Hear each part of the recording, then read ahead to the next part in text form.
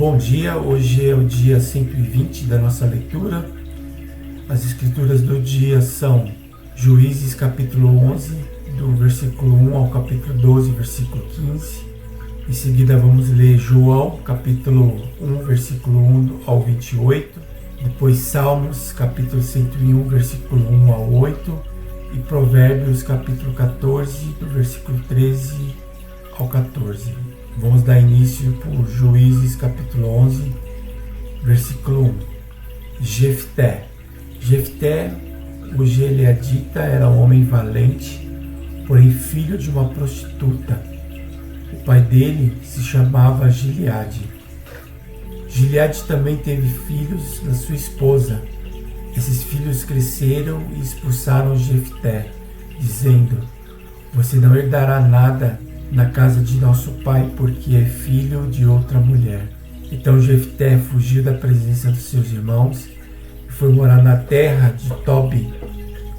Ali alguns homens sem valor se juntaram a ele e o seguiram. Passado algum tempo, os filhos de Amon entraram em guerra contra Israel. Quando os filhos de Amon atacaram, os anciões de Gileade foram buscar Jefté na terra de Tobi e disseram a Jefté: "Venha ser o nosso chefe para podermos lutar contra os filisteus de Amon." Porém Jefté disse aos anciões de Gileade: "Vocês não são aqueles que me odiaram e me expulsaram da casa de meu pai? Porque vêm a mim agora, quando estão em aperto." Os anciões de Gileade responderam a Jefté: "É por isso que agora estamos a você. Venha conosco e lute contra os filhos de Amon. Seja o nosso chefe sobre todos os moradores de Gileade." Então Jefté perguntou aos anciões de Gileade: "Se vocês me fizerem voltar para combater os filhos de Amon e o Senhor entregar nas minhas mãos, então eu serei o chefe de vocês?" Os anciões de Gileade responderam: "O Senhor é a nossa testemunha de que faremos como você diz." Então Jefté foi com os anciões de Gileade, e o povo o pôs por cabeça e chefe sobre si. E Jefté proferiu todas as palavras diante do Senhor em Mispa. Jefté enviou mensageiros ao rei dos filhos de Amon, dizendo: "O que você tem contra mim para vir e atacar a minha terra?"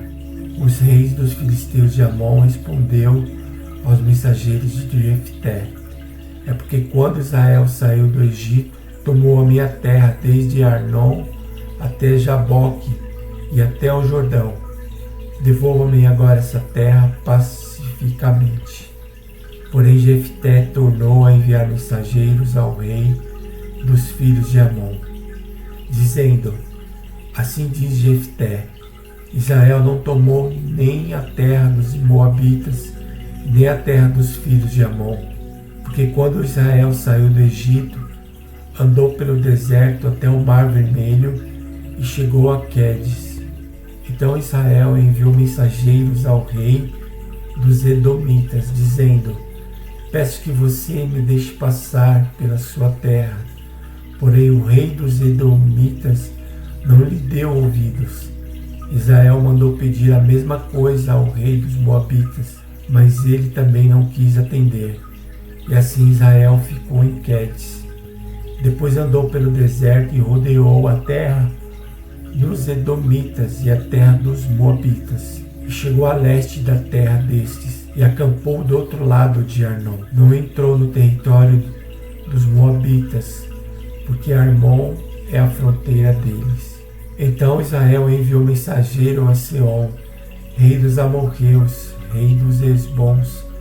Israel lhe disse: "Por favor, deixe-nos passar pela sua terra até o nosso destino." Porém Seom não confiou em Israel, recusou deixá-lo passar pelo seu território. Pelo contrário, reuniu todo o seu povo, acampou em Jaza e lutou contra Israel. O Senhor, Deus de Israel, entregou Sion e todo o seu povo nas mãos de Israel, porque os derrotou. Israel tomou posse das terras dos amorreus que moravam naquele lugar. Os israelitas tomaram posse de todo o território dos amorreus desde o Arnon até o Jaboque, desde o deserto até Jordão. Assim o Senhor, Deus de Israel, expulsou os amorreus de diante do seu povo de Israel. E você pretende ser dono desta terra? Não é fato que você considera como sua propriedade aquilo que Quemos, seu Deus, lhe dá? Assim nós possuímos o território de todos os que o Senhor, nosso Deus, expulsou de diante de nós. Você pensa que é melhor do que Balaque, filho de Zippor, rei dos Moabitas? Será que alguma vez ele entrou em conflito com Israel ou lutou contra ele? Enquanto Israel morou durante 300 anos em Esbons e nas suas vilas, em Aroer e nas suas vilas, e em todas as cidades que ficam às margens de Arnon, porque vocês, amonitas, não os recuperaram durante esse tempo. Portanto, não sou eu quem pecou contra você, porém você faz mal em lutar contra mim. O Senhor, que é juiz, julgue hoje entre os filhos de Israel e os filhos de Amon. Porém o rei dos filhos de Amon não deu ouvidos às mensagens de Jefté lhe havia mandado. O voto de Jefté. Então o Espírito do Senhor veio sobre Jefté, ele atravessou Gileade e Manassés, e passando por Mispa de Gileade, foi até os filhos de Amon. Jefté fez um voto ao Senhor, dizendo: se de fato eu entregares os filhos de Amon nas minhas mãos, quem primeiro sair da porta da minha casa para se encontrar comigo, quando eu voltar vitorioso sobre os filhos de Amon, esse será o do Senhor, e eu oferecerei em holocausto. Assim Jefté foi de encontro aos filhos de Amon para lutar contra eles, e o Senhor os entregou nas mãos de Jefté. Ele os derrotou desde Aroer até as proximidades de Minite, 20 cidades ao redor, e até Abel-Querami. Foi uma grande derrota para os filhos de Amon, que assim foram subjugados pelos filhos de Israel.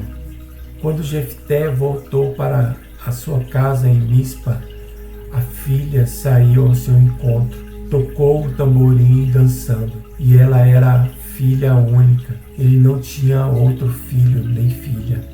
Quando Jefté a viu, rasgou suas roupas e disse: ah, minha filha, você me prostra por completo. Você passou a ser a causa da minha ruína, porque fiz um voto ao Senhor e não vou voltar atrás. E ela disse mais ao seu pai: que me seja concedido isto, deixe-me por 2 meses para que eu vá e desça pelos montes e chore a minha virgindade, e eu e as minhas companheiras. E o pai consentiu, dizendo: vá.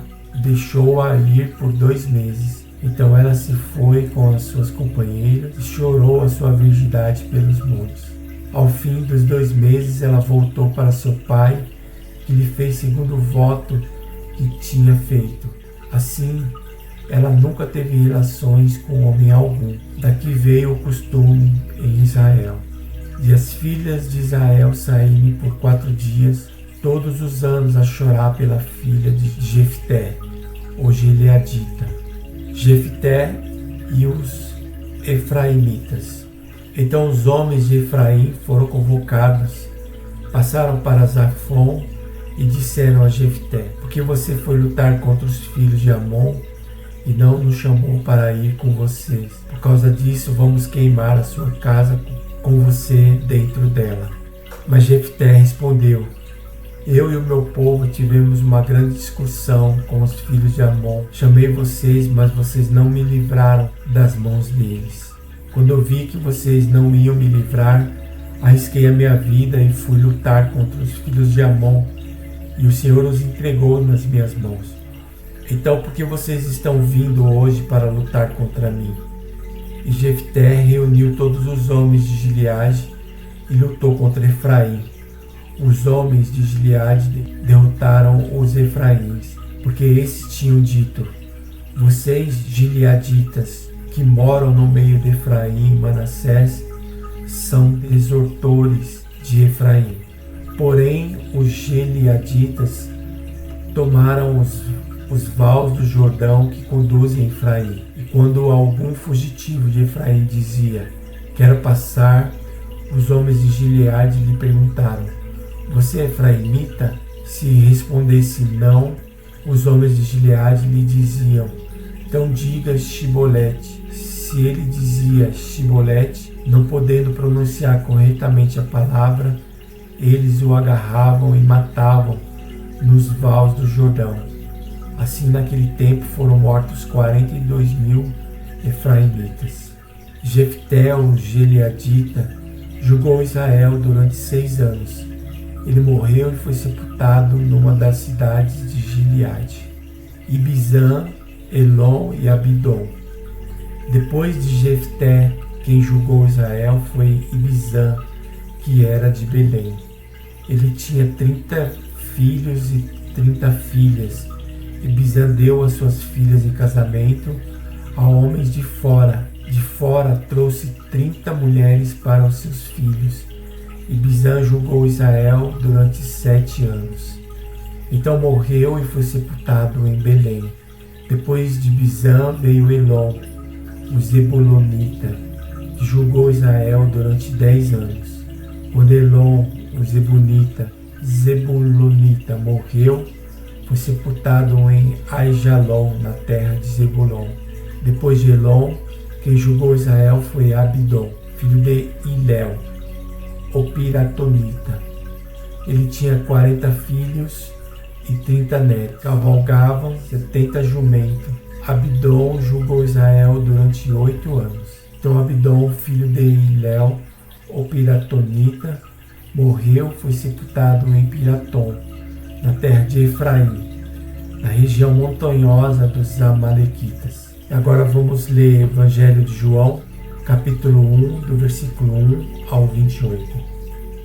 A encarnação do Verbo. No princípio era o Verbo, e o Verbo estava com Deus, e o Verbo era Deus. Ele estava no princípio com Deus. Todas as coisas foram feitas por ele, e sem ele, nada do que foi feito se fez. A vida estava nele, e a vida era a luz dos homens.